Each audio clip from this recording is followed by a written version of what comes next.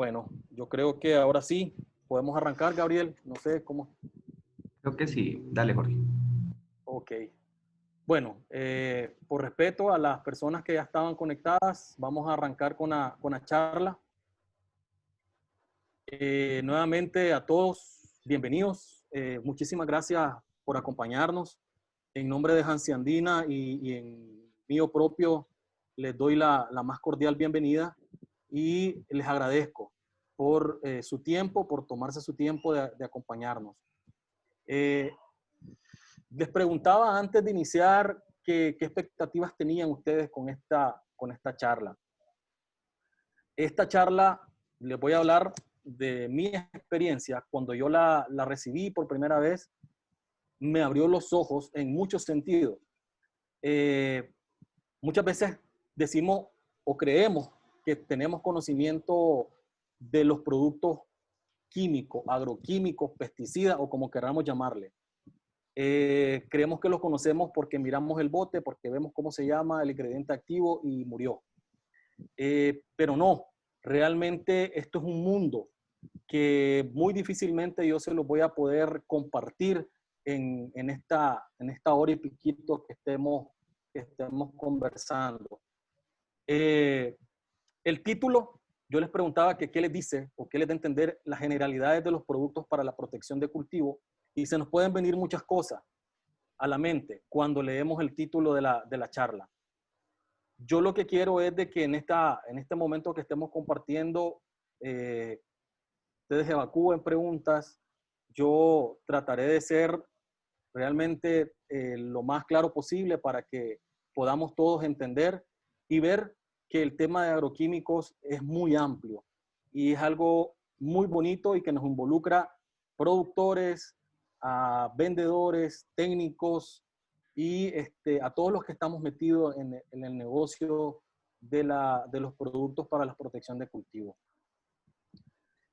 Hay una pregunta que yo siempre hago cuando inicio esta charla, cuando doy este tipo de charla, y la pregunta es que ¿cuál es nuestra función? Yo quiero que ustedes se vayan respondiendo esta pregunta y, si es posible, la vayan escribiendo en el chat. ¿Cuál es nuestra función desde el punto de vista si hay productores aquí o si no hay productores, como técnicos, como vendedores? Y les digo vendedores entre comillas porque ya vamos a ver ese término. ¿Cuál es nuestra función como facilitadores de herramientas para los productores? Entonces, ¿cuál es la función? ¿Cuál es nuestra función? ¿Es solamente llegar al campo y llegar a ofrecer un producto, llegar a vender un producto? ¿O nuestra función va más allá de eso? Es algo que, como les digo, nos tenemos que preguntar y responder individualmente, porque nuestro trabajo es tan amplio, es tan bonito, que involucra muchas cosas más allá de solamente llegar a vender un producto. Entonces, les dejo la pregunta y al mismo tiempo contesto desde el punto de vista del productor. Un productor me dirá, si aquí hay productores de X cultivo, mi función es producir. Entonces, las gráficas se contestan por sí solas. Ahí vemos diferentes cultivos y la función nuestra, ¿cuál es? Si la función del productor es producir, poder producir, ¿cuál es nuestra función como técnicos, como vendedores o como facilitadores de herramientas? Hay muchas limitantes hoy en día. Hay limitantes que están afectando eso que vimos anteriormente, que era producir. Y esas limitantes, vemos ahí en las gráficas, se contesta igualmente. El suelo hoy en día es una limitante. Se está perdiendo mucha área productiva por efectos de erosión, por efectos de desertificación. El agua es otra limitante muy, muy grave hoy en día. El clima, ni digamos, pronostican, muchas veces los pronósticos no son a como se nos dicen los meteorólogos. Y por último tenemos las plagas. De estas 4 gráficas que ahorita ustedes están viendo, sobre cuál es la única que nosotros podemos tener cierta incidencia. Podemos tener control sobre el suelo o sobre el agua o sobre el clima. Difícilmente. Vemos que actualmente hay una campaña muy grande sobre el uso consensuado del agua. Muy poco se ha hecho realmente en ese sentido. El clima no lo podemos controlar. Y el suelo también es una limitante que es muy difícil de poder controlar. Entonces, el único aspecto aquí sobre el cual nosotros podemos tener cierta incidencia es sobre las plagas. Y en este sentido, estos factores fitosanitarios, ¿cuáles son? Tenemos malezas, tenemos plagas en sí, tenemos enfermedades y nemátodos. Todos estos 4 factores fitosanitarios nos van a afectar directa o indirectamente la producción. Nos va a limitar la producción, nos va a bajar los rendimientos, hablando como productor, y son un dolor de cabeza en cada ciclo de siembra que tenemos en el campo. Entonces, pregunto, sobre estos factores fitosanitarios, nosotros sí podemos tener cierta influencia o sí podemos tener cierto control. Nosotros, como facilitadores, podemos brindar herramientas que le ayuden al productor a controlar este tipo de factores fitosanitarios. Y existen diferentes tipos de herramientas y aquí las vemos en la siguiente gráfica. Esto es lo que aprendemos en las universidades, esto es lo que muchas veces salimos a practicar afuera, una vez que nos hemos graduado como ingenieros agrónomos, y ahí vemos controles culturales y mecánicos. Podemos ver qué incluye eso: rotación de cultivo, alternancia de cultivo, solarización, cultivos trampa, etc. Hay otro aspecto que se llama control legal, que son las leyes, decretos y reglamentos y cuarentena. Está el control etológico, que es el uso de feromonas, el uso de atrayentes, control biológico, que hoy en día es una herramienta muy usada y muy útil. Ahí se usan parásitos, se usan organismos vivos, microorganismos como hongos. Y por último tenemos el control químico. Y digo por último porque también es una herramienta más que debe de incluirse dentro de este sinnúmero de controles que se usan actualmente. Y en el control químico tenemos agroquímicos, tenemos plaguicidas botánicos, compuestos bioactivos, inductores de resistencia, etc. En esta charla yo me voy a enfocar en el tema de control químico. Allí es donde nosotros el día de hoy vamos a conversar y quiero que nos metamos en ese mar que es el control químico. ¿Cómo conocemos a los plaguicidas? Le hago esta pregunta a todos y igualmente me gustaría que vayan respondiendo a esta pregunta. ¿Cómo conocemos a los plaguicidas? ¿Cómo ustedes conocen a los plaguicidas? Les decía al inicio de la charla que muchas veces creemos que con comprar en el agroservicio o en la tienda el bote con una marca determinada y un activo determinado y saber para qué se usa, lo que nos dice la persona que nos está atendiendo, entonces creemos que ya con eso estamos listos y con eso nos vamos. Entonces, nos vamos a dar cuenta ahora de que eso es solamente la punta del iceberg sobre el conocimiento grande que debemos cada uno de nosotros tener sobre los plaguicidas. Ahí tenemos una definición básica. ¿Qué cosa es un plaguicida? Es una sustancia que es de origen químico, biológico, que está destinada a repeler, atraer o interrumpir el crecimiento de seres vivos que son considerados plagas. Hoy en día, a los plaguicidas se les conoce como un término nuevo, que son productos para la protección de cultivo o PPC. Ese es el término con que hoy en día se conoce a los plaguicidas o a los agroquímicos. ¿Cómo se clasifican los plaguicidas? Los plaguicidas se van a clasificar dependiendo de el proceso de manufacturación, el origen de la materia activa, la naturaleza química, según su momento de aplicación, según su selectividad, según su modo de acción, según su mecanismo de acción y según el pH de estos. Esta es la clasificación básica de todo plaguicida. Ahora, hay mitos y hay hechos sobre los plaguicidas. Y esto es, en general, con todos los plaguicidas y en todo el mundo. ¿Cuáles son los mitos sobre los plaguicidas? Esto es lo que escuchamos nosotros en campo a cada momento y de boca de los productores, de boca de los usuarios finales. ¿Qué es lo que te dicen en campo? Mira, le están echando más agua al producto, ya no sirve, ya no funciona como servía antes. De noche los productos no entran, te dicen algunas personas. Los productos entran por los estomas, te dicen otros. El pH es un tema que siempre va a diferir de opinión de un lugar a otro. Los sistémicos, te dicen, son los mejores productos. Fungicidas curativos, se habla de fungicidas curativos y ya vamos a ver ese término. Las malezas conservan la humedad del suelo. Estoy inmunizado contra los plaguicidas, te dicen la gente que prepara los caldos o las mezclas. Y vemos gente en campo metida de cabeza en los barriles, sin guantes, sin máscara, haciendo la mezcla. Y cuando uno le dice, compa, use guantes, use máscara, no, a mí no me hace nada, ya estoy curado de esto. Ese es un mito. Los plaguicidas son químicos y son peligrosos, ya vamos a ver esa parte también.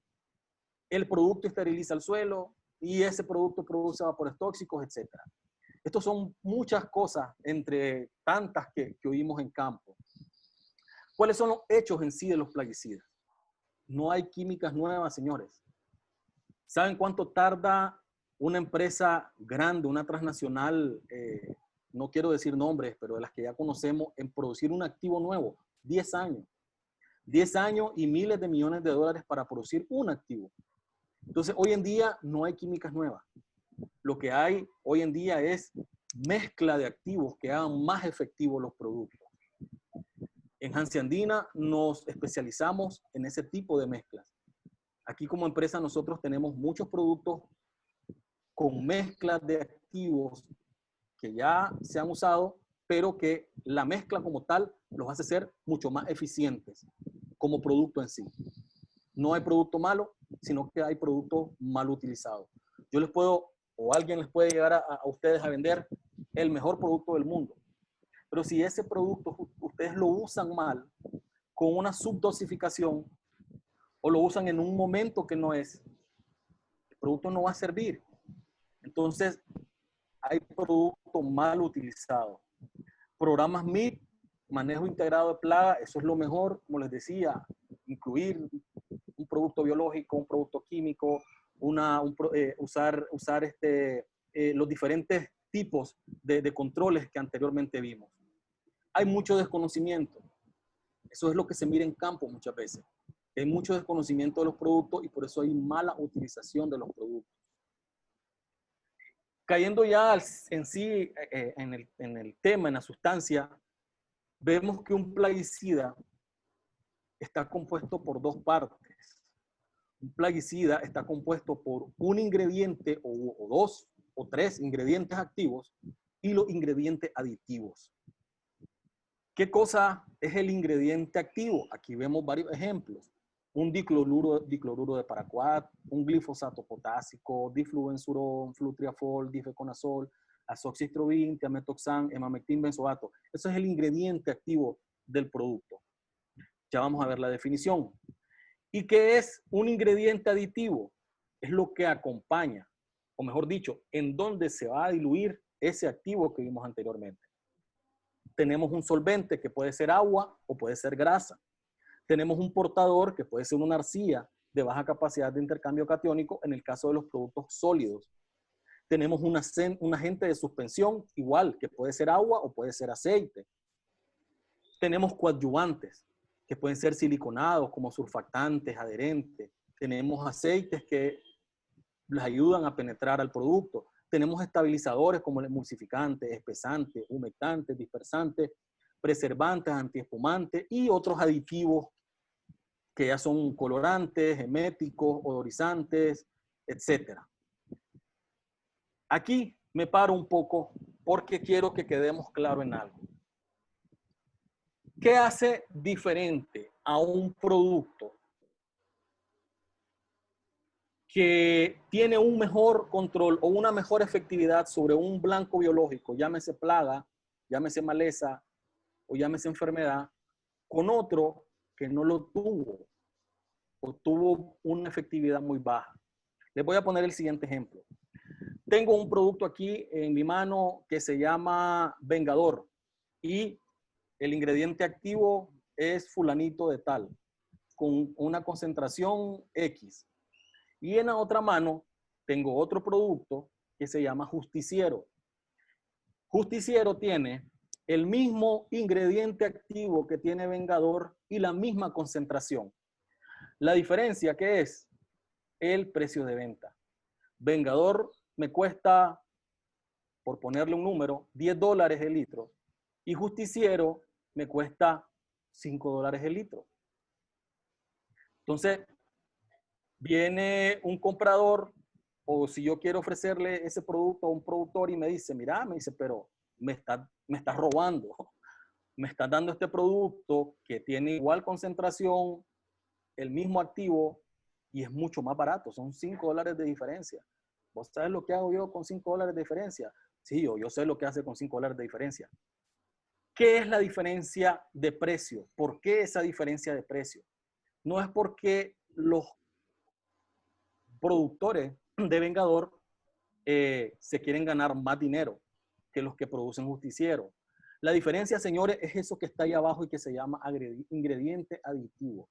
El activo va a ser el mismo, la misma concentración, pero lo que va a diferenciar la efectividad de Vengador con la de Justiciero son los aditivos que tiene ese producto. El producto que vale $5 menos, muchas veces solamente tiene un coadyuvante, no tiene estabilizadores y no tiene otros aditivos. En cambio, Vengador, aparte de los coadyuvantes que le pueden poner un siliconado, un aceite, sí puede llevar estabilizadores, puede llevar otros aditivos que lo hacen mucho más efectivo en cuanto a los días control y la efectividad para el control del blanco biológico. Entonces, esa es la diferencia que hace un producto con otro que tienen igual número, igual nombre, igual ingrediente activo e igual concentración. No hay otra cosa más que los aditivos que llevan, la calidad de aditivos, la calidad del que hace que el ingrediente activo esté realmente suspendido y no se precipite, no se forme esa masa que se forma muchas veces cuando ustedes están haciendo la mezcla. Esa es la diferencia. Entonces, ojo, mucho cuidado, porque muchas veces creemos que nos estamos ahorrando $5, pero realmente esos $5 se van a convertir en mucho más plata cuando tengamos que volver a aplicar en el campo porque hubo un mal control de la plaga o de la enfermedad o de la maleza. ¿Cuáles son las formulaciones que existen en el mercado? Como formulaciones tenemos formulaciones líquidas y aquí tenemos líquidos solubles y concentrados emulsionables. Ahí al lado ustedes pueden ver las iniciales con que nosotros vemos en el bote realmente el producto. Tenemos las formulaciones sólidas y aquí tenemos los polvos mojables, los gránulos dispersables, los gránulos solubles. Y tenemos las formulaciones semilíquidas, donde podemos tener ahí las suspensiones concentradas en aceite, suspensiones concentradas en agua, suspensiones concentradas en aceite y las suspensiones encapsuladas. Esas son las más básicas. Hoy en día han salido otros tipos de formulaciones como las microemulsiones, por ejemplo, pero las básicas son estas que ustedes están viendo ahí en este momento.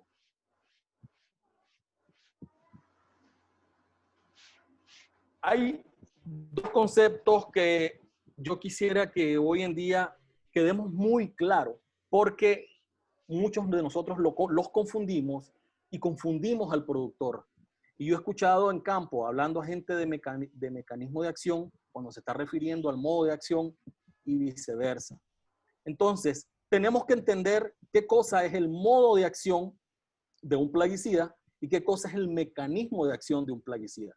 Son dos cosas que se complementan, pero que son muy diferentes. ¿Qué cosa es el mecanismo, el modo, perdón, de acción de un plaguicida? Ahí lo tenemos. El modo de acción es la secuencia de eventos que suceden de que se aplica el producto hasta que el producto llega a su sitio de acción. ¿Qué involucra el modo de acción?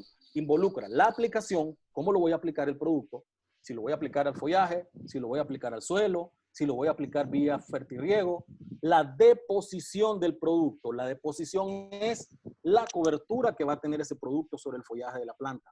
La entrada, por dónde va a entrar el producto y cómo se va a mover dentro de la planta. Ese es el modo de acción.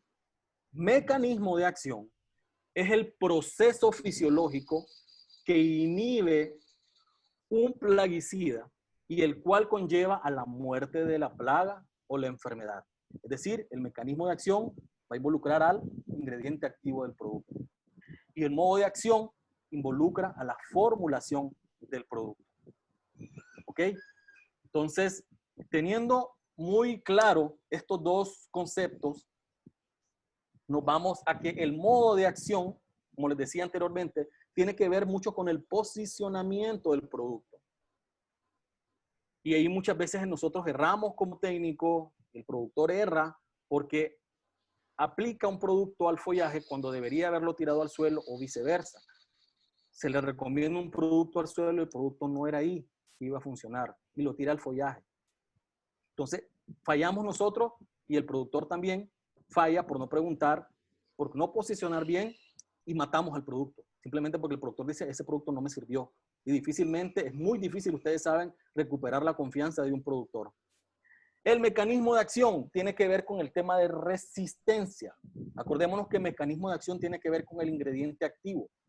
Si nosotros estamos usando el mismo ingrediente activo, decimos que rotamos, pero muchas veces rotamos solo nombres comerciales. No rotamos ingredientes activos. Entonces, no rotamos mecanismo de acción. Entonces, eso, ojo, hay que tenerlo muy en cuenta para evitar la resistencia de la plaga o de la enfermedad. ¿Cuál es el mecanismo de acción del activo que estamos usando? Y eso ya les voy a decir cómo podemos saberlo. Modo de acción.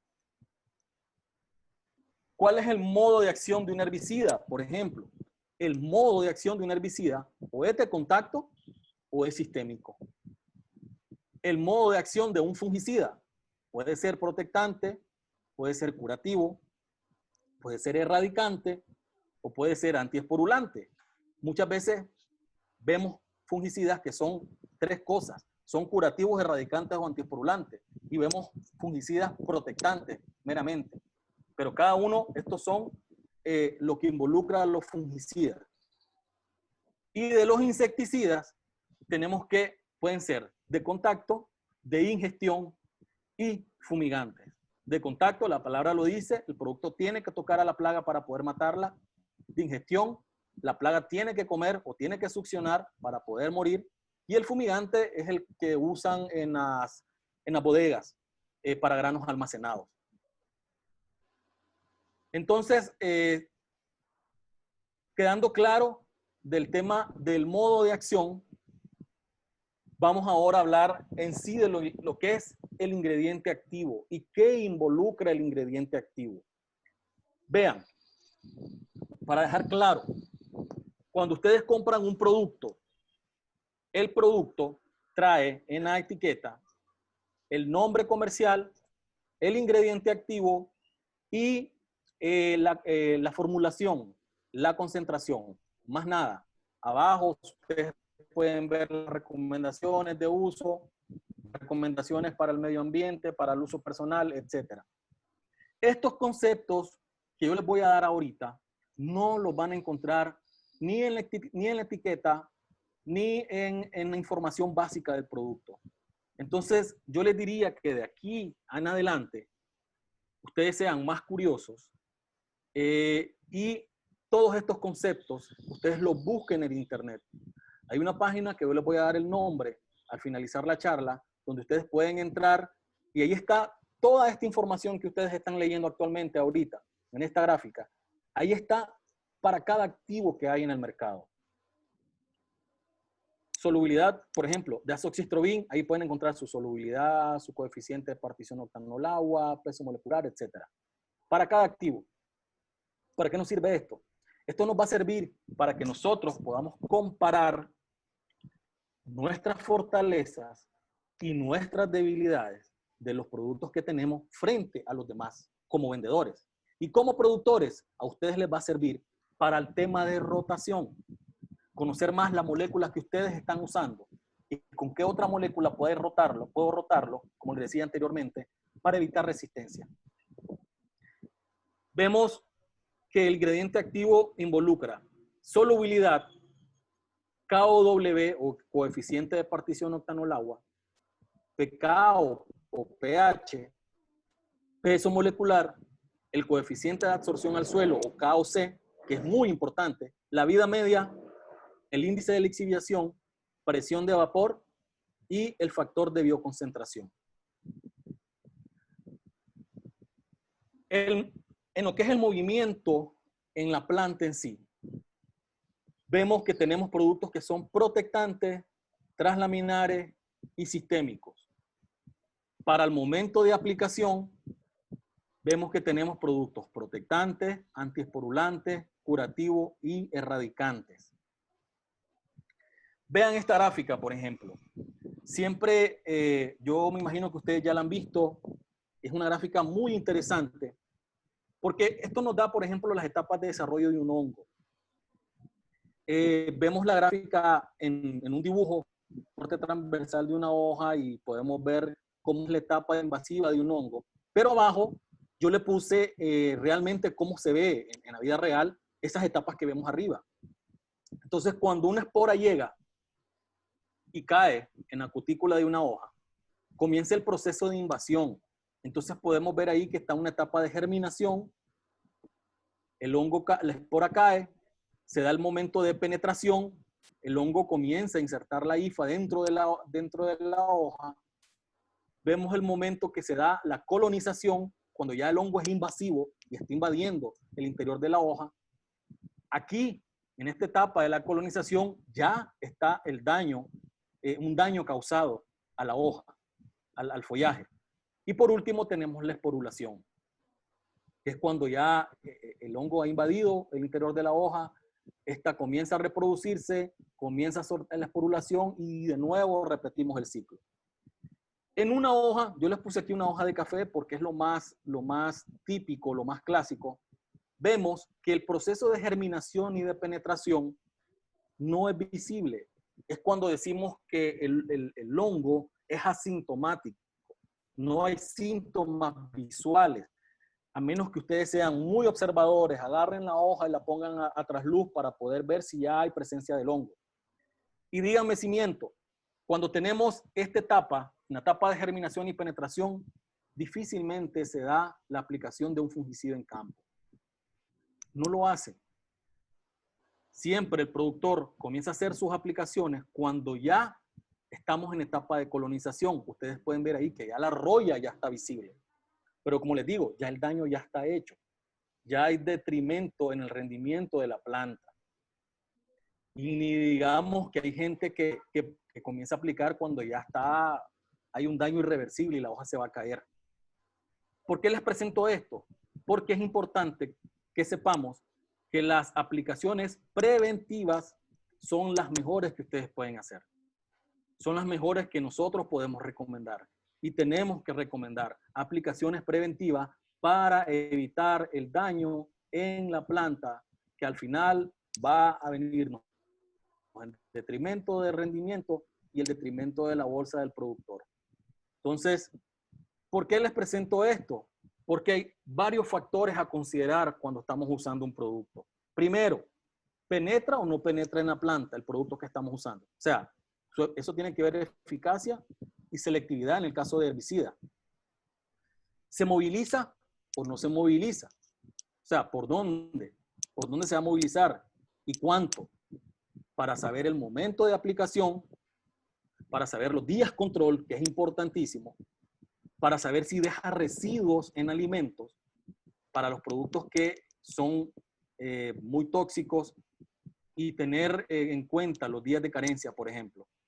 Su sitio de acción, si tiene alguna afinidad por algún tipo de célula, si tiene afinidad por un determinado organelo, si tiene afinidad por algún sustrato o por alguna enzima. Mecanismo de acción, si es convencional o es diferente para el tema de resistencia. Su impacto sobre la dinámica poblacional de la plaga y el comportamiento en el ambiente o ecotoxicidad. Todos estos factores que se miran muy complicados, pero ya lo vamos a ver que son muy simples, tenemos que considerar al momento de recomendar y de usar un plaguicida. Entonces caemos de nuevo con el tema de solubilidad. ¿Qué cosa es solubilidad? La solubilidad determina la máxima concentración de un producto a disolverse en 1 litro de agua o en 1 litro de algún solvente orgánico no polar, como el aceite. Sus valores van desde 1 hasta 1 millón de partes por millón.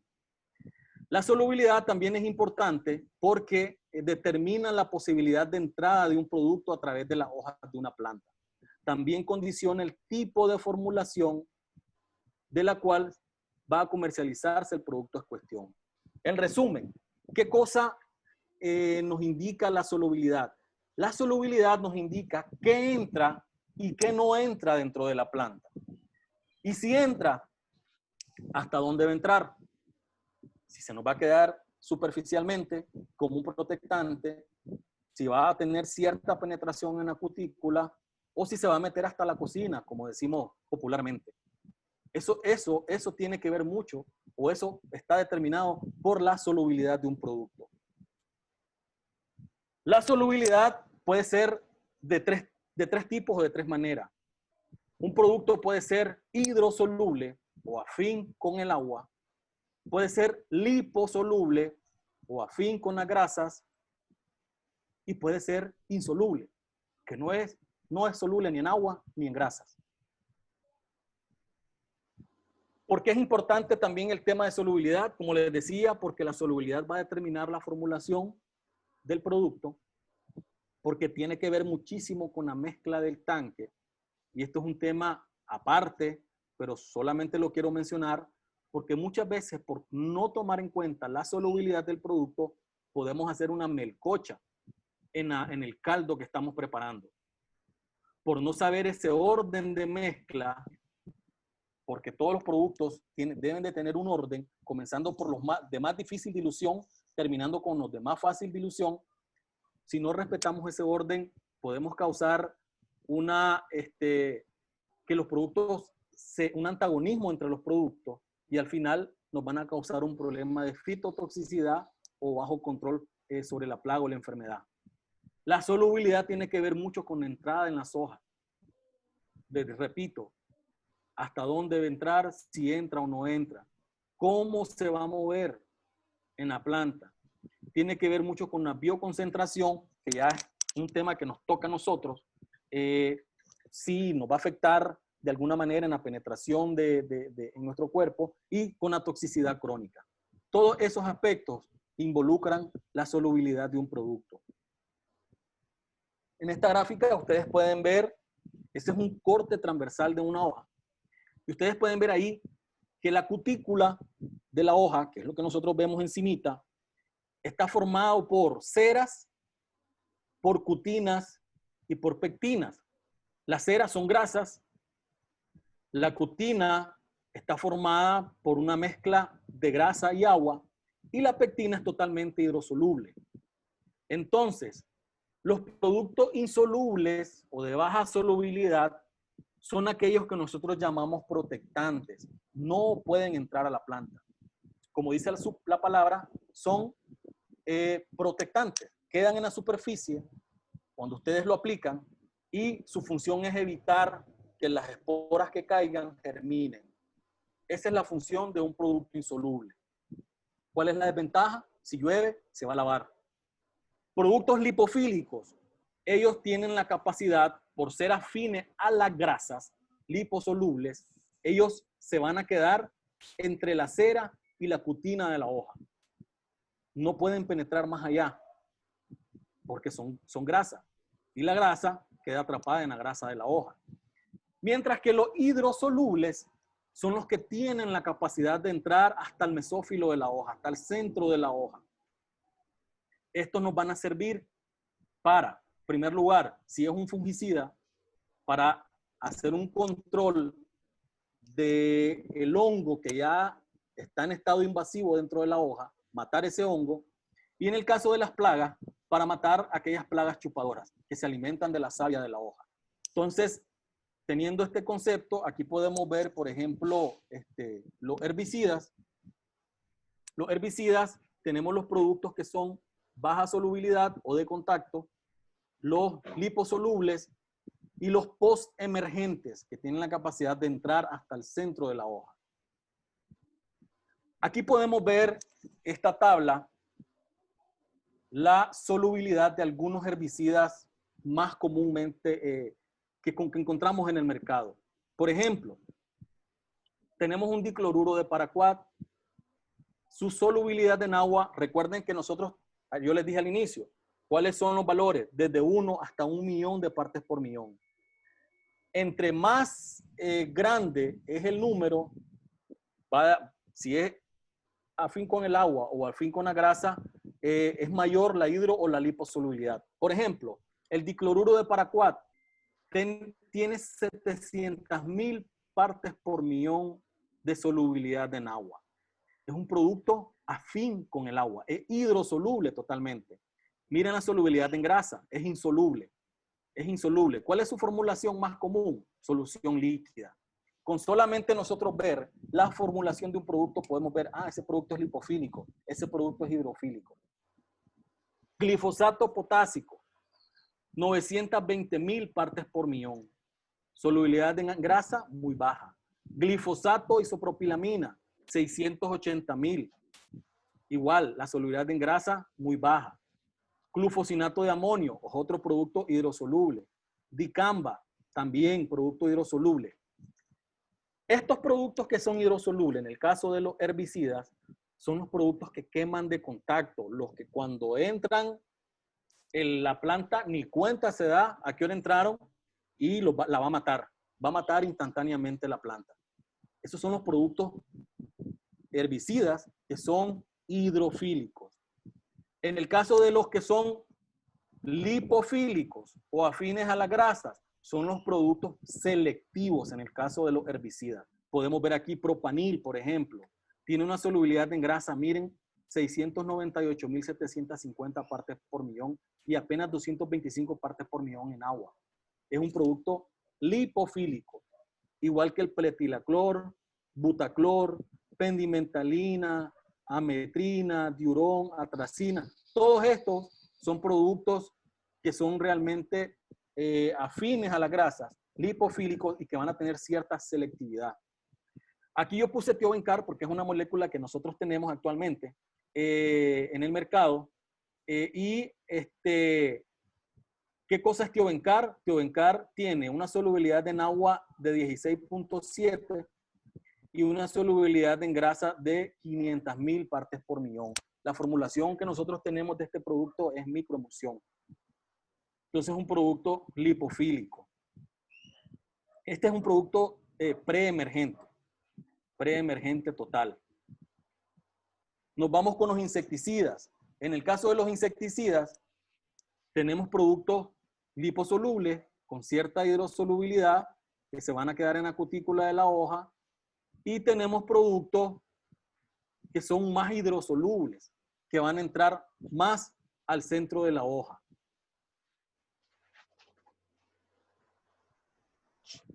Nos pregunta aquí Raúl, dice, ¿hasta dónde debemos ser cuidadosos al momento de añadir un fertilizante foliar que altere el pH de la mezcla que vamos a aplicar a nuestro cultivo? Bueno, ya vamos a responder eso, Raúl. Ya vamos a responder esa pregunta. En el caso de los insecticidas, aquí podemos ver, yo le puse esta tabla igualmente con la solubilidad de los insecticidas que es más usados en el mercado. Aquí tenemos, por ejemplo, piriproxifen, acetamiprid, clorfenapir, tiametoxan. Los que están en color marrón son activos de productos nuestros, hemamectina, clorpirifos, lambda-cialotrina, y los otros, los que están en color celeste, son activos que están en el mercado, pero que son muy usados actualmente. Entonces, por ejemplo, un producto como piriproxifen, que tiene una solubilidad en agua de 0.37 y tiene una solubilidad en grasa de 27,000 partes por millón. Este producto, con solo verlo, es liposoluble. ¿A dónde se va a quedar ese producto? Ese activo va a quedar en la cutícula de la hoja. ¿Para qué tipo de plaga nos va a servir el control de este activo? Con este activo vamos a controlar minadores, vamos a controlar comedores de follaje y vamos a controlar a trips, por ejemplo. Todos esos insectos que comen superficialmente, que raspan, pueden ser controlados con piriproxifen. Miren el caso del clorfenapir, por ejemplo. Clorfenapir tiene una solubilidad, tiametoxan tiene una solubilidad en agua de 4,100 partes por millón y solamente una parte por millón en grasa. Es un producto totalmente hidrosoluble. ¿Cuál va a ser la actividad que va a tener tiametoxan? Tiametoxan tiene la capacidad de entrar hasta el mesófilo de la hoja, hasta el centro de la hoja. ¿Qué tipo de plaga nos va a controlar tiametoxan? Trepadores. Toda aquella plaga que se pose en la hoja, meta su estilete, succione la savia y si hay tiametoxan, la va a matar. Entonces, cuando usted tiene un producto combinado, por ejemplo, un tiametoxan con una lambda-cialotrina, por ejemplo, miren, lambda-cialotrina, más arriba de 500,000 partes por millón, es un producto liposoluble. Si usted combina dos activos que le van a controlar chupadores con comedores de follaje, usted está matando dos tipos de plaga al mismo tiempo. Entonces, nosotros tenemos combinación de estos activos en diferentes productos que lo van a hacer mucho más efectivo para el control de diferentes tipos de plagas. Fungicidas. En el caso de fungicidas, tenemos los protectantes. El típico ejemplo que yo siempre doy en el caso de un protectante es Mancozeb. Mancozeb, ustedes saben que es un producto que cae. Muchas veces los paperos le dicen, tiene que pintar el producto. Es el Mancozeb famoso porque él no puede penetrar en la planta. Él queda encima de la hoja y su función, como les dije anteriormente, es evitar que la espora que caiga ahí vaya a germinar. Va a matar a la espora que caiga. La desventaja, como les dije, es que una lluvia lo lava. Tenemos las barreras cuticulares. Estos son los lipofílicos. ¿Cuáles son las ventajas de los fungicidas que sirven como barrera cuticular? Como es afín a las grasas, él va a penetrar más lentamente, pero nos va a quedar dando días control, porque así como es lento para entrar, va a salir muy lentamente. Y lo que nos da es protección en días control. Mientras que los supresivos o los hidrosolubles, que tienen la capacidad de entrar rápidamente hasta el centro de la hoja, va a curar, va a matar el hongo que está ahí invasivamente, pero así como entra, así sale. Los supresivos son activos que tienen unos días control muy cortos. El éxito está en combinar a una barrera cuticular con un supresivo. Por ejemplo, una estrobilurina. Las estrobilurinas son las barreras cuticulares por excelencia. Tienen una alta liposolubilidad que nos va a dar días control. Mientras que los triazoles son supresivos por excelencia. Y ellos nos van a dar un rápido efecto curativo, pero así también se van a salir de la planta. La planta los va a detoxificar rápidamente. El éxito es combinar estos dos familias, estos dos tipos de activos. Un astrobil con un triazol, como hay hoy en día en el mercado, muchos fungicidas con esas combinaciones. Aquí tenemos la solubilidad de los fungicidas, por ejemplo. Como les repito, los que son marrón son activos que Hanseandina tiene en combinación. Tenemos un flutriafol, azoxystrobin, miclobutanil, propamocar, carbendazina, famoxadona. Y tenemos el resto. Pues miren Mancozeb, les decía, ¿se acuerdan? Es insoluble en agua y es insoluble en grasa. Mancozeb es un protectante, el protectante por excelencia. ¿Que no sirve? Sí, sí sirve. Un producto que tiene su función. Como les decía, no hay producto malo. Mancozeb tiene su función. Entonces tenemos un flutriafol que tiene una solubilidad en grasa de 115,000 partes por millón versus una solubilidad en agua de 95. Miren azoxystrobin, por ejemplo. Entonces ahí ustedes pueden ver con detalle. Después yo les voy a dar la página, como les dije, para que ustedes se metan y vean a detalle cada uno de los activos que a ustedes les puede interesar. Vamos a hablar ahora del movimiento del plaguicida en la planta. ¿Cómo se mueve un plaguicida en la planta? Estos son términos que ustedes, me imagino que ustedes ya han escuchado, y es el término de sistemia y el término de translaminar. ¿Qué cosa es un producto sistémico?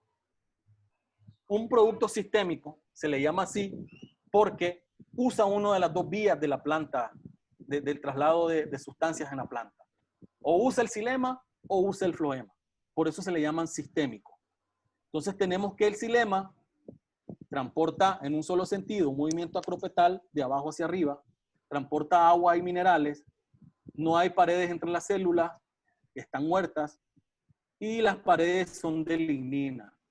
Es lo que nosotros en la escuela, en la universidad nos enseñan como el xilema es el que transporta la sustancia bruta. Y el floema transporta agua y alimentos, o sea, toda la sustancia elaborada, carbohidratos, azúcares, las paredes, las células tienen perforaciones y él tiene un movimiento en ambos sentidos, de acropetal y basipetal. Entonces, esos son los productos sistémicos. Sistémico es o que usa el xilema o usa el floema para poder transportarse. Y el translaminar usa otra vía. El translaminar usa esos hilitos, vamos a llamarle, que ustedes pueden ver ahí, y se llaman plasmodesmos. Los plasmodesmos son uniones que hay entre células. Esa foto son células de un vegetal y esos hilitos son los plasmodesmos que unen una célula con otra. Entonces, cuando un producto, oímos que un producto es translaminar, se va a mover por ahí, por esa vía, usando esas uniones o plasmodesmos. Espero que hayamos quedado claro en los dos tipos de movimiento. Vamos con la carga eléctrica. ¿Por qué es importante la carga eléctrica y por qué es importante el pH de un producto, de un activo? Un ion es una molécula cargada eléctricamente y el pH es el balance entre cationes y aniones. Según la carga eléctrica, un producto puede ser ácido o un activo, hablemos de activo, un activo puede ser ácido, puede ser alcalino o puede ser neutro. ¿Por qué es importante conocer esto? Porque el xilema tiene un pH de 4 a 5. O sea, el xilema tiene un pH ácido, mientras que el floema tiene un pH aproximadamente de 8. O sea, el floema tiene un pH básico. Entonces, en esta gráfica yo les quiero explicar y que ustedes me puedan entender por qué es importante el pH de un activo para saber por dónde se mueve. Decíamos que el xilema tiene un pH de 4 a 5, o sea, un pH ácido. Productos, ¿cuándo saber que un producto es xilema móvil? Un producto es xilema móvil o va a usar el xilema cuando tiene un solo nombre. Este es un tip que les regalo. Por ejemplo, azoxystrobin, flutriafol, acetamiprid, atracina, ametrina, son activos con un nombre nada más. Como ellos tienen un pH básico por diferencia de carga, como el pH del xilema es ácido y estos son productos básicos, se van a movilizar por ahí. Recordemos, polos opuestos, ¿qué pasa? Se atraen. y polos iguales se repelen. Entonces, tenemos cargas, o si lo vamos a llamar así, cargas opuestas se atraen, cargas iguales se repelen. Si el xilema tiene un pH ácido y estos productos tienen un pH básico, por ahí van a viajar con mucha más facilidad este tipo de activos, con un solo nombre. ¿Qué pasa en el caso del floema? El floema tiene un pH de 8, un pH básico. Productos son floema móviles cuando tienen dos nombres el activo. Por ejemplo, glifosato isopropilamina, bispirivac de sodio, emamectin benzoato, fluacifosbutil, metsulfurón etil. Son activos con dos nombres. Son productos ácidos. Y como el floema, sus pH básicos, es por ahí el desplazamiento que ellos tienen. Esto es importante conocerlo por varias causas que ya las vamos a ver. Por el momento de aplicación, si en el tema de los floema móviles, recordemos que el floema traslada ya sustancia elaborada, azúcares, carbohidratos. ¿Y cuál es el destino final de ese tipo de sustancia? ¿Cuál es el destino final del transporte de los carbohidratos, de los azúcares por el floema? Frutos. Si nosotros aplicamos un producto floema móvil, que es banda amarilla, banda roja, por ejemplo, y estamos cerca del periodo de cosecha, ¿qué va a pasar? Hay muchas probabilidades que ese activo vaya a parar al fruto y podamos causar problemas en los consumidores finales. Entonces, para este tipo de productos, floema móviles, hay que tener mucho cuidado con respetar los días de carencia. El movimiento en la planta. El movimiento en la planta es muy importante por la aplicación que se haga al follaje. Y esto va a estar determinado ¿por qué? Por el KOW, por el peso molecular y por la constante de disociación. KOW, ¿qué cosa es el KOW? O el coeficiente de partición octanol-agua. Ahí lo tenemos. Es una ecuación matemática que va a relacionar en el numerador la afinidad por la grasa o aceite y en el denominador la afinidad por el agua del activo. Y mide la relación entre el carácter liposoluble de un compuesto y su carácter hidrosoluble. Ahí lo tenemos, vean, esa es la ecuación y puede darnos tres probabilidades. Si el valor es 1, presenta igual afinidad del producto. Es afín con las grasas y afín con el agua. Si el valor es mayor a 1, el producto es liposoluble. Y si el valor es menor a 1, el producto es hidrosoluble. Aquí tenemos los valores. ¿Qué pasa cuando un producto es mayor a 4.5? Son productos que no son móviles. ¿Qué significa eso? Que usted lo va a aplicar, él va a penetrar y se va a quedar ahí. Tiene no tiene movilidad, mejor dicho, en la planta. Moderadamente móviles. Productos con un KOW de 1 hasta 4.5 en ese rango. ¿Qué significa? Son productos que usted lo va a aplicar y él va a tener cierta movilidad en la planta. Y los productos que son muy móviles de 1 hacia abajo, hasta menos 4.6. Esos son productos con KOW que son realmente, que tienen una movilidad muy grande dentro de la planta. Y aquí tenemos los valores de los insecticidas, por ejemplo. Miren clorpirifos. Clorpirifos tiene un KOW de 4.7. ¿A dónde está? Arriba de 4.5. O sea, clorpirifos es un producto que no es móvil. Usted lo aplica y ahí donde va a tocar, ahí donde va a caer, él va a hacer su efecto, pero va a tener muy poca movilidad dentro de la planta. Piriproxifen, miren, 5.37, es realmente, no se mueve.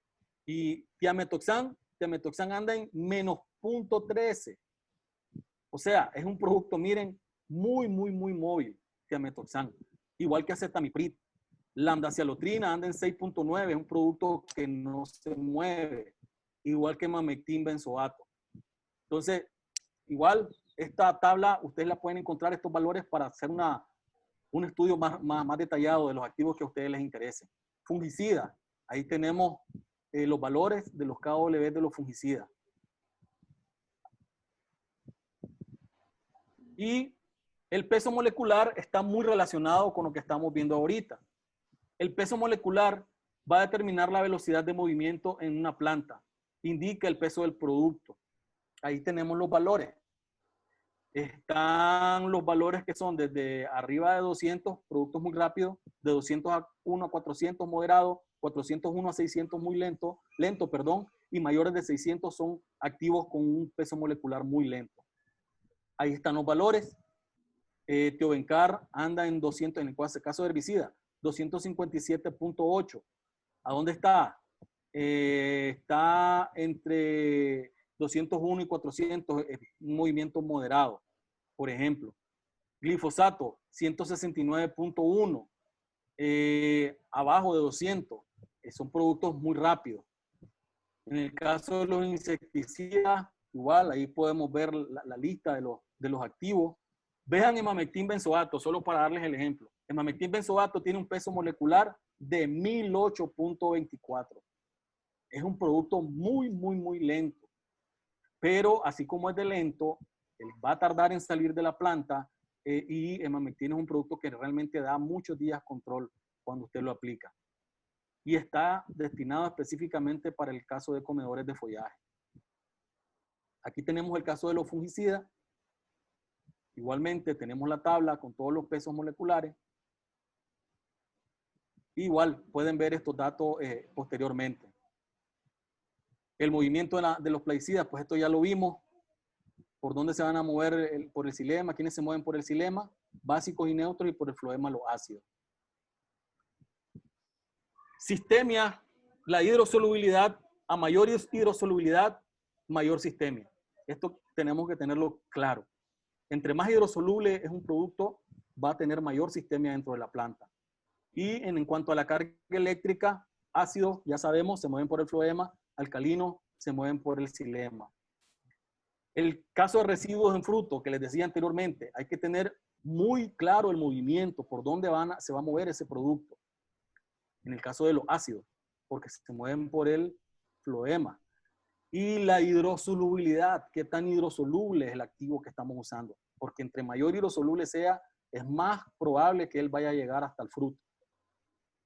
Vuelvo y repito, incumplimiento del periodo de carencia es crítico en este tipo de producto.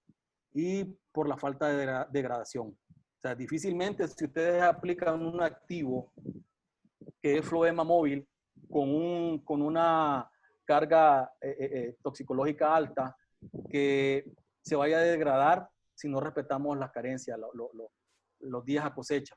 Entonces, ojo con esto. Y por último, vamos a ver lo que es el comportamiento ambiental, que esto es importantísimo también. Hay 3 variables que tenemos que entender para la aplicación de un producto al suelo. Primero, el KOC, y esto quiero que quedemos claros y lo entendamos. ¿Qué cosa es el KOC y por qué es importantísimo? DT50 y el índice de Gustafson. Primero vamos a ver el KOC o el coeficiente de absorción al suelo. Y antes de ver el concepto, yo quiero que entendamos qué cosa es absorción con B, adsorción con D y lixiviación, porque estos 3 términos están relacionados íntimamente en el tema del KOC. Aquí lo vemos. ¿Qué cosa es absorción? Es un proceso mediante el cual una sustancia retiene moléculas de otra que se encuentra en estado líquido o gaseoso. La palabra lo dice, absorber. Es algo que incorpora, lo absorbe, lo incorpora una sustancia a otra. Adsorción es una atracción y retención que realiza un cuerpo en su superficie de iones, átomos o moléculas que pertenecen a un cuerpo diferente. En la adsorción no hay introducción de la sustancia dentro de la otra. La palabra lo dice, es adherirse, pegarse nada más, pero no introducirse. Y el tema de la lixiviación es un fenómeno de desplazamiento de sustancias solubles o dispersables, arcilla, sales o humo, causado por el movimiento del agua en el suelo. ¿Por qué están relacionados esto uno con el otro. Aquí podemos ver, el KOC es una medida de la tendencia de un compuesto orgánico a ser absorbido por el suelo o los sedimentos suspendidos en el agua. Este valor es específico para cada producto y es independiente de las propiedades del suelo. Aquí podemos verlo. Miren en la primera gráfica. Absorción, vemos que el material queda pegado alrededor de la sustancia, alrededor de la otra. Mientras que la absorción la introduce, la absorbe. Y la lixiviación, pues se refiere a la escorrentía que hay superficialmente de la sustancia o del agua. ¿Por qué es importante conocer esto? Porque hay una escala de absorción de todos los activos. Y aquí podemos ver que de 1 a 10, cuando un activo tiene un KOC de 1 a 10, es de muy débil absorción. De 10 a 100, débil. De 100 a 1000, moderada. De 1000 a 10000, fuerte. De 10000 a 100.000, muy fuerte. Y mayor de 100.000, extremadamente fuerte. ¿Pero a qué se refiere esto? Esto quiere decir que si usted tira un producto al suelo, un activo, y ese activo tiene un KOC arriba de 10.000 partes por millón, las arcillas del suelo inmediatamente van a atrapar al activo. El activo se va a adherir a las arcillas del suelo, no va a estar disponible a la solución del suelo, y si no está disponible a la solución del suelo, las raíces no lo van a poder absorber. Y si las raíces no lo absorben, no va a haber control de la enfermedad o de la plaga que queremos controlar. ¿Me entienden? Si aplicamos un producto que tiene un KOC de 2, por ejemplo, miramos el término de 1 a 10, la escala es muy débil. ¿Qué va a pasar? Si tiramos un activo con un KOC muy débil, él va a estar disponible a la solución del suelo, pero va a estar tan disponible que se va a lixiviar y va a caer en agua subterránea y vamos a tener problemas con contaminación del manto freático. Entonces, ¿qué pasa? ¿Qué vamos a hacer? Que lo más indicado es que para poder nosotros recomendar o usar un activo en el suelo, este tiene que tener valores entre 100 a 1000 partes por millón. Son los más ideales. ¿Por qué? Porque esos activos que tienen estos valores de KOC, usted lo va a poder tirar, no va a ser tan fuerte la absorción a las partículas del suelo, a las arcillas, sino que él va a quedar en la solución del suelo, las raíces lo van a poder absorber, lo van a incorporar a la planta y vamos a tener un buen control. ¿Me entendieron? Es importante porque yo he visto problemas de plagas de suelo que se hace recomendación de un producto, no conocemos el KOC y bueno, después viene el reclamo. Mira, el producto que me vendiste no me sirvió. Y es por esto. O tenía muy débil absorción o tenía una absorción, demasiado fuerte. Entonces no estuvo disponible para la solución del suelo. Ojo con esto, por favor, si vamos a recomendar o si vamos a usar un producto para control de plagas de suelo. Tenemos el KOC de algunos herbicidas, ahí los podemos ver. Entonces tenemos que Tiobencar anda en 1084. Sí, está disponible, anda en el rango, está disponible a la solución del suelo. Podemos ver ahí Tiametoxan. Podemos tirar Tiametoxan al suelo. Tiene un KOC de 102, miren. ¿Podemos tirarlo? Sí, podemos tirarlo. Perfectamente trabaja Tiametoxan, igual que Acetamiprid. Ya productos como un clorpirifo, como una hemamectina, como una lambda-cialotrina, miren los valores que tiene. Ya son productos que no nos van a hacer un trabajo muy ideal en campo. Y en el caso de los fungicidas, pues ahí podemos ver los valores. Pues. Tenemos un dimetomorf, una azoxystrobin, un propamocar, miclobutanil, famoxadona. Y nosotros ahí vemos los otros productos y tomar la decisión si realmente lo tiramos o no lo tiramos al suelo. Si nos va a trabajar o no nos va a trabajar. La vida media, esto nos va a indicar la duración del producto en el suelo. Esto puede ser desde horas hasta años. Hasta años. Ojo, un producto puede estar en el suelo años, pero si su KOC es altísimo, él puede estar en el suelo, pero puede estar inactivo. No va a haber contaminación porque se va a inactivar. Porque cuando la arcilla, se me olvidaba decirle esto, cuando una arcilla atrapa a un ingrediente activo, lo va a inactivar. Se inactiva y ese activo ya no sirve, pues no funciona. Entonces, por eso es importante conocer la vida media. Ahí tenemos las escalas. Igual, ustedes pueden buscar las escalas luego de los activos que les interesan. Muy poco persistente, menos de 4 semanas. Poco persistente, de 4 a 26 semanas. Moderadamente persistente, de 27 a 52 semanas. Altamente persistente, de 1 a 20 años. Y permanente, que puede ser arriba de 20 años. El índice de Gustafson o la lixiviación nos indica cuánto se mueve verticalmente un producto en el suelo. Y ahí lo vemos, relaciona el valor de KOC con la vida media. Y se pueden presentar 3 opciones, vean. Un producto con una vida media larga con un alto valor de KOC. Un producto con un bajo valor de KOC con una vida media corta.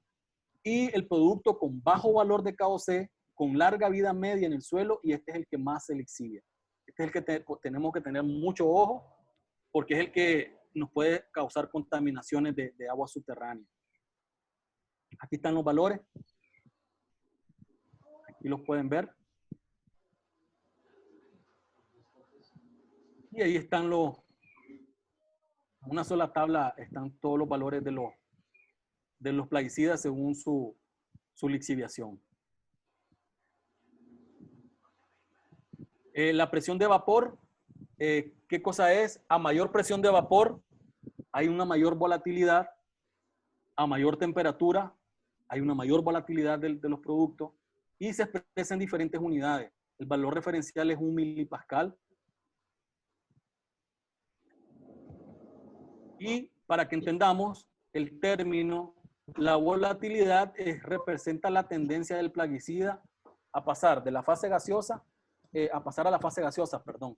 Y se mide a partir de la constante de Henry, que depende de la presión de vapor en estado líquido y de la solubilidad en agua. Representa, por tanto, el reparto del plaguicida entre la fase líquida del suelo y la atmósfera. Este es para que entendamos el concepto de volatilidad.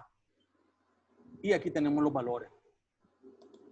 Igual, cada activo, repito, tiene sus valores diferentes.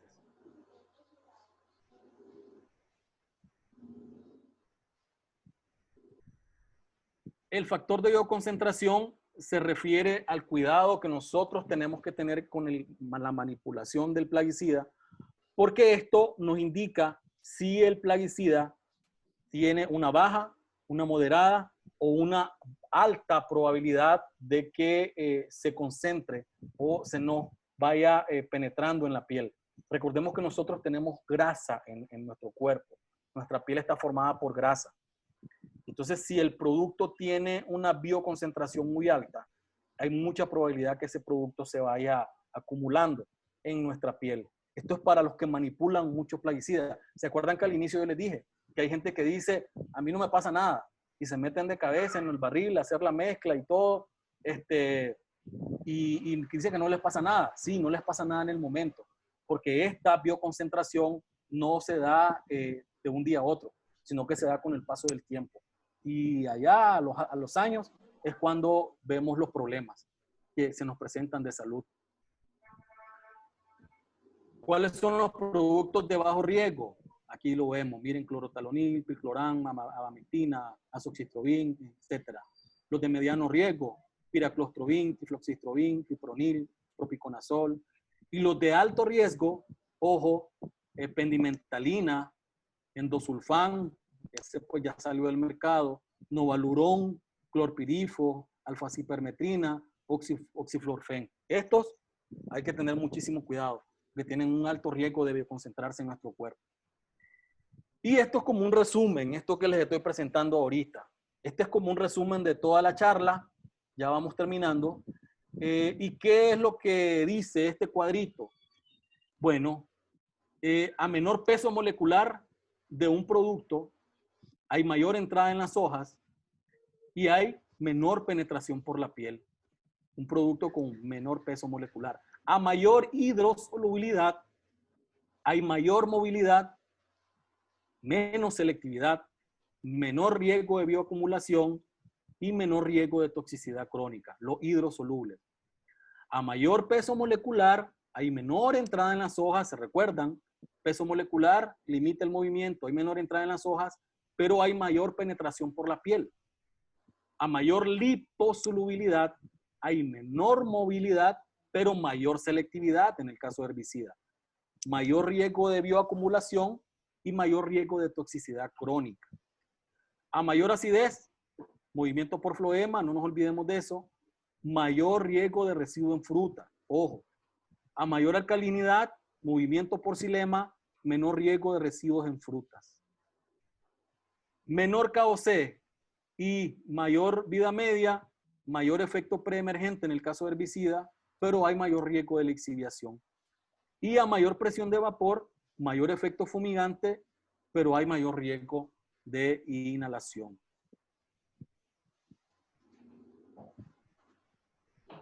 Por mi parte es todo. No sé, pues si hay preguntas, me gustaría que en este momento me las pudieran compartir. A ver, aquí tengo algunas. Aquí tengo una, te ayudo Jorge, por acá Ayúdame, por favor, Gabriel. nos pregunta Manuel, ¿hay insecticida sistémico para larvas de lepidópteros? Sistémicos para larvas de lepidóptero. Sí. Ok, recordemos el concepto de sistemia, Manuel. El concepto de sistemia es o que use el xilema o que use el floema para poder transportarse. Entonces, sí, hay productos sistémicos que te van a controlar lepidópteros. Porque ¿qué es lo que te hace un lepidóptero? El lepidóptero te consume la hoja prácticamente. O sea, es un comedor de follaje.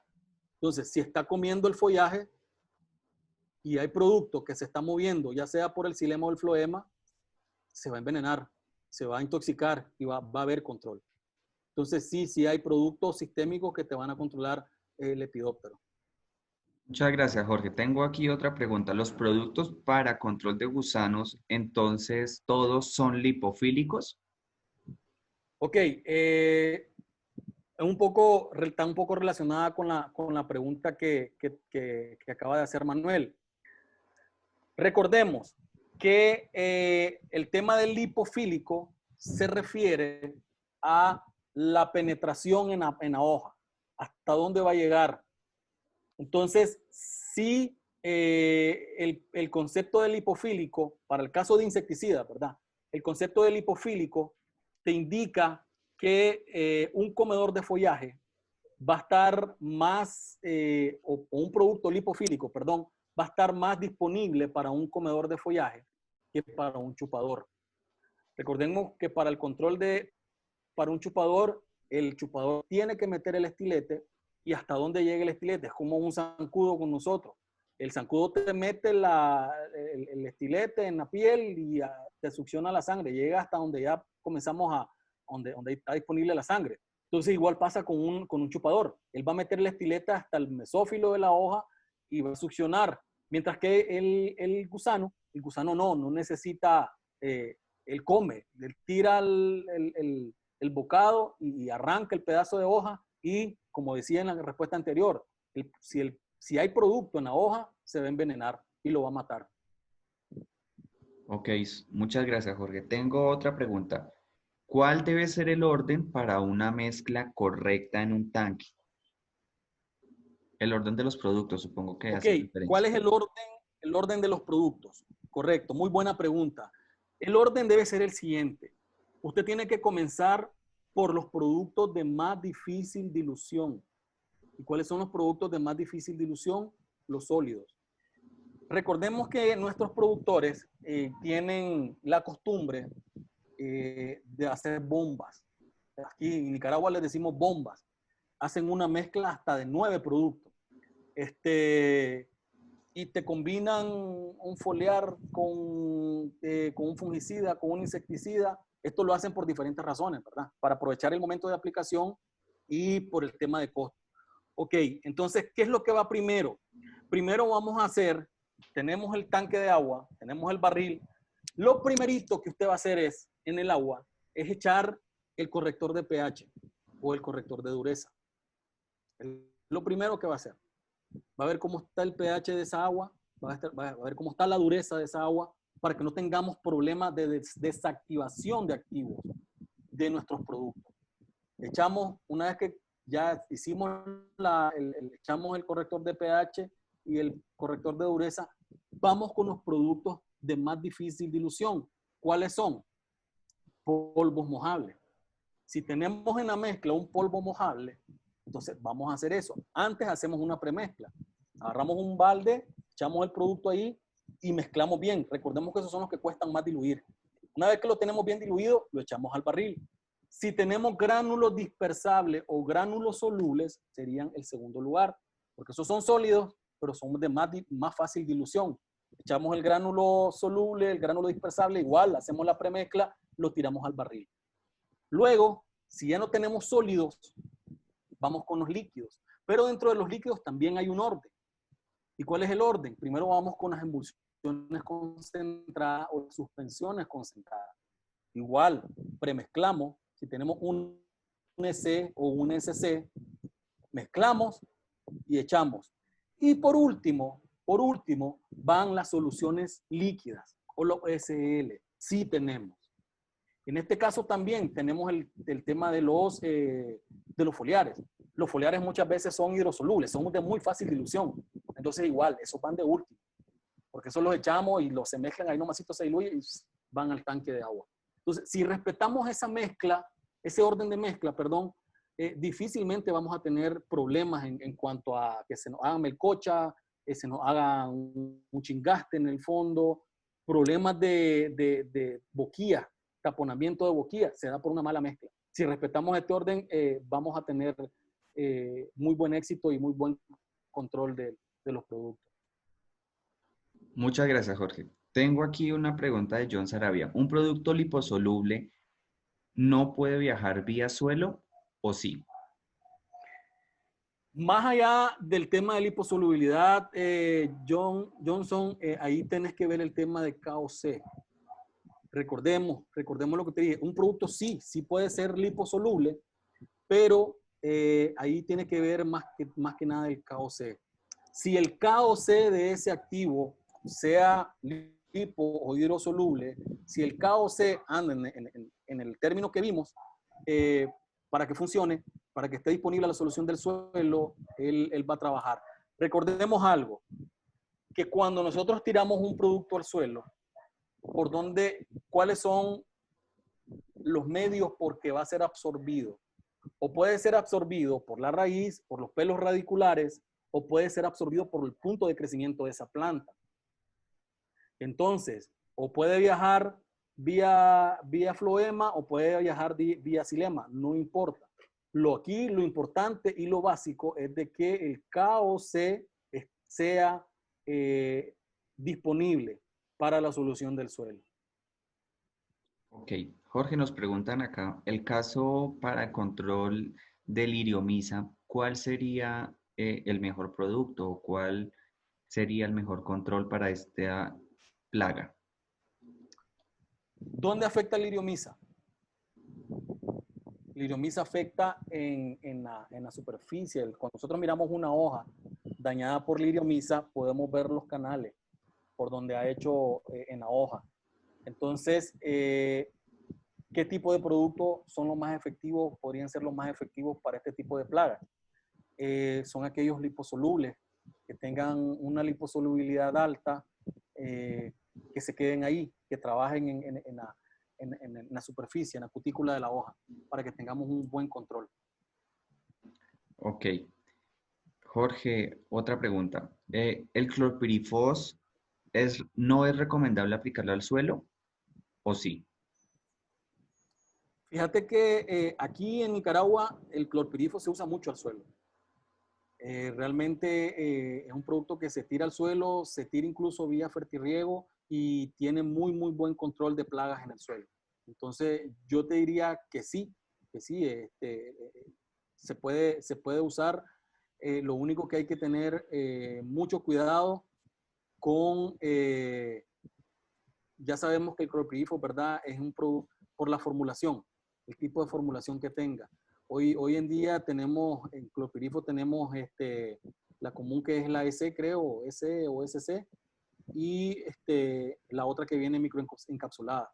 Entonces, tenemos que tener mucho cuidado con el tipo de formulación que tenga. Pero sí, el producto trabaja muy bien en el suelo. Ok, Jorge, muchas gracias. Tengo aquí otra pregunta. Quisiera saber la opinión, o bueno, su opinión con respecto al encapsulado de productos para control de malezas en arroz.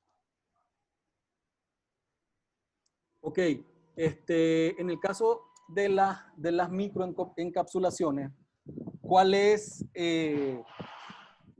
por decirlo así, por qué se encapsula un producto? ¿Cuál es el objetivo de encapsular un producto?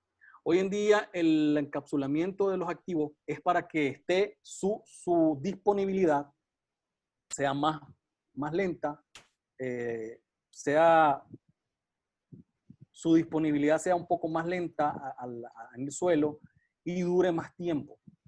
Si tenemos ese efecto con un encapsulamiento, eso quiere decir de que el producto va a estar más tiempo disponible y va a tener más días control. ¿Me entiende?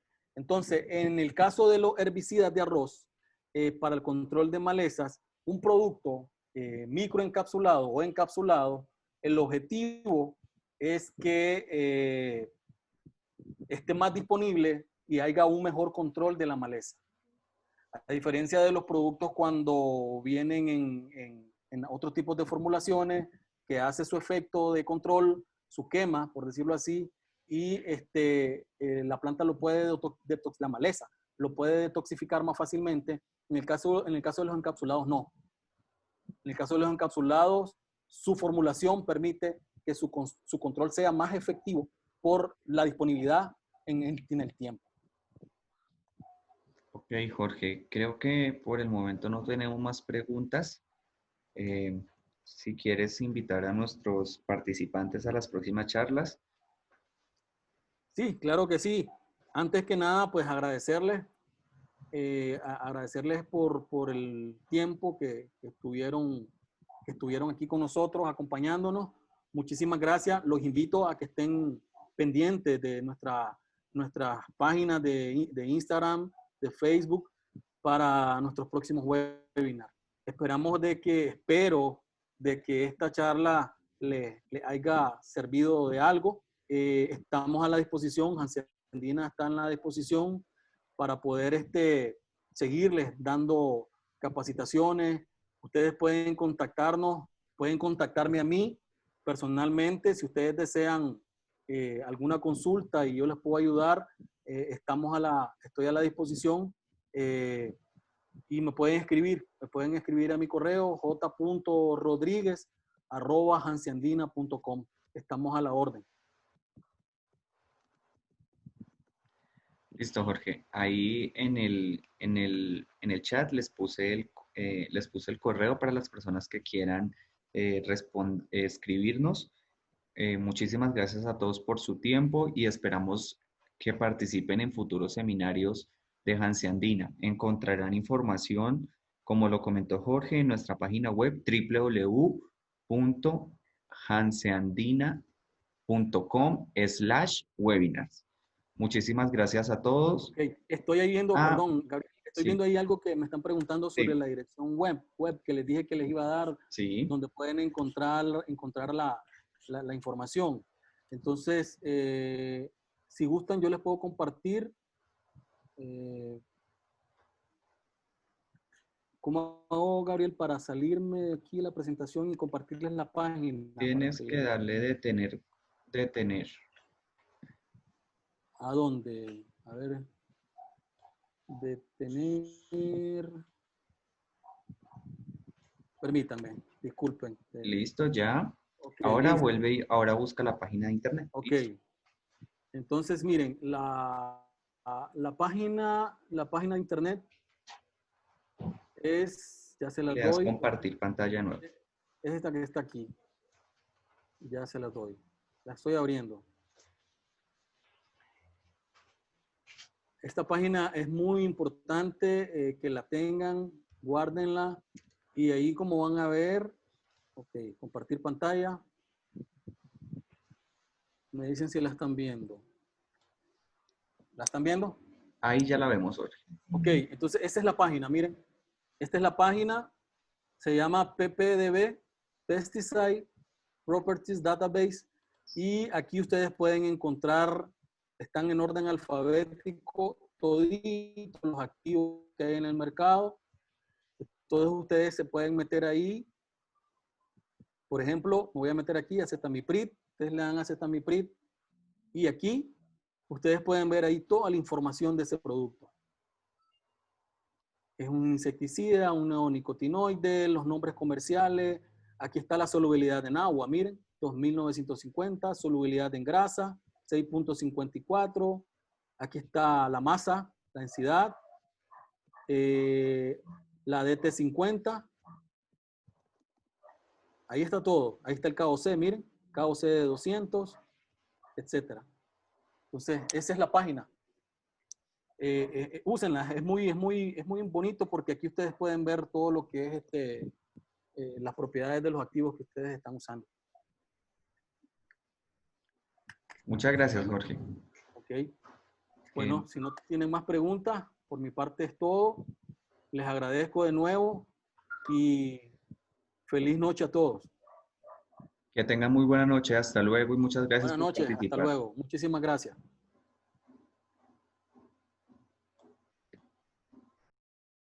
Hansi Andina, growing by difference.